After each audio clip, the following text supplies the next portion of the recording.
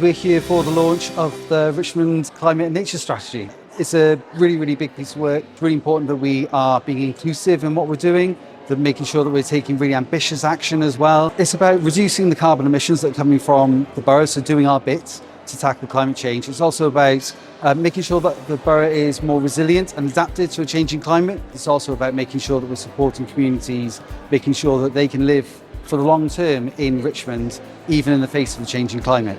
We all play a role in tackling the climate emergency and promoting biodiversity in Richmond. Biodiversity underpins all life on Earth.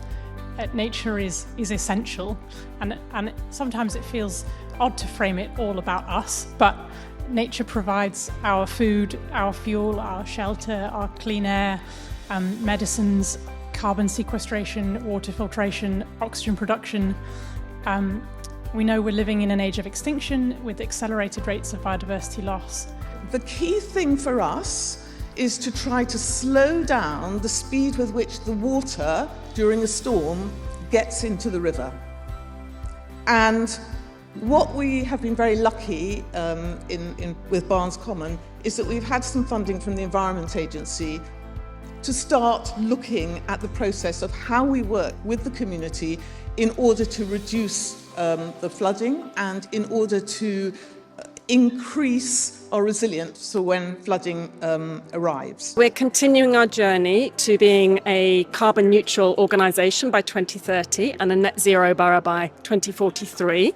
But it's also about championing community action so that our communities have access to the clear information that they need, so that they feel supported, and so that they can work with each other to take steps to reduce emissions and to build resilience as well. We also support local people in saving energy and doing visits to people's homes to help save on electricity bills. It's very important from a shade perspective at the moment, and I think in the future there's going to be even greater demand for that.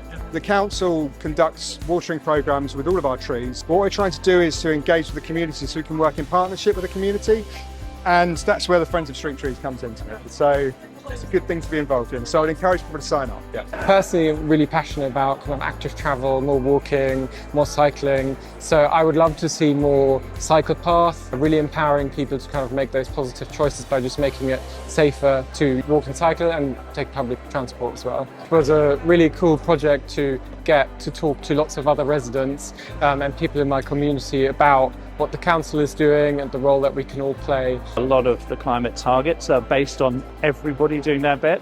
So the more that we can race ahead of our own targets, I think the better, and I'd love to see that happen within Richmond.